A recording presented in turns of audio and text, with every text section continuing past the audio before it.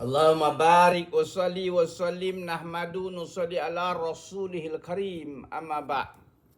Sayyidina Abdullah bin Umar radhiyallahu an berkata, Rasulullah sallallahu alaihi wasallam bersabda, tidaklah seorang yang berurusan setimpal sepadan dikira seorang yang menghubungkan silaturahim, tapi orang yang menghubungkan silaturahim yang sebenar ialah dia yang menyambung hubungan yang telah diputuskan. Mishkat Bukhari.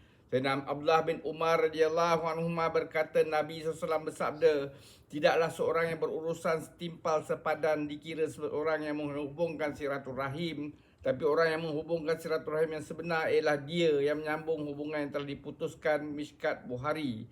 Sememangnya sesuatu yang terang lagi jelas jika kamu sendiri sentiasa memerhatikan setiap hal, apakah yang orang itu lakukan terhadapku, demikianlah yang aku akan lakukan terhadapnya. Maka silaturahim apa yang telah kamu lakukan? Jika ada orang yang melakukan kebaikan kepada kamu, maka kamu pun terpaksa melakukan kebaikan terhadapnya. Keadaan ini boleh berlaku dengan orang asing pun. Silaturahim yang sebenar ialah kamu sentiasa berusaha untuk menghubungkan diri dengan sebelah pihak lagi yang tidak memberi sebarang jawapan, tidak memberi sebarang layanan dan memutuskan perhubungan dengan kamu. Jangan kamu perhatikan apakah layanan dia terhadap kamu, hendaklah kamu fikirkan setiap waktu, apakah yang menjadi tanggungjawab saya, apakah yang seharusnya saya lakukan. Tunaikanlah hak-hak orang lain, jangan pula berlaku keadaan terdapat apa-apa hak orang lain tertanggung ke atas kamu yang akan dituntut daripada kamu pada hari kiamat lagi.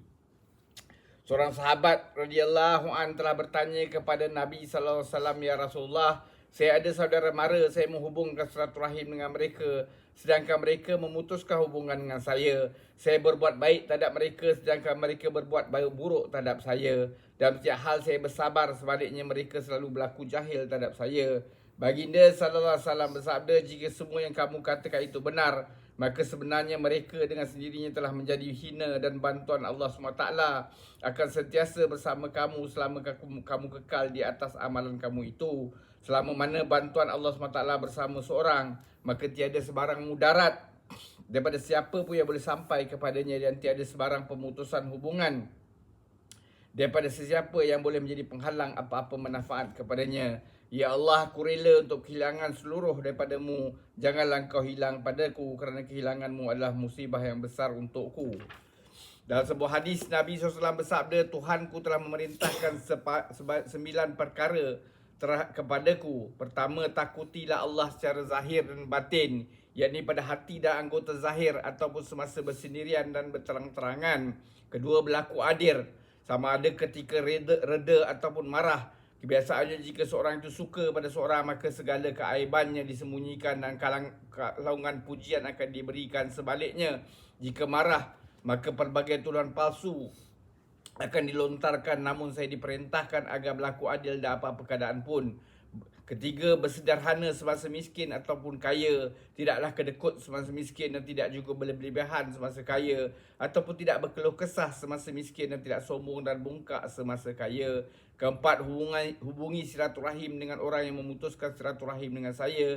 Kelima, hendaklah saya memberi kepada orang yang menahan pemberiannya kepada saya. Keenam, memaafkan orang yang menzalimi saya.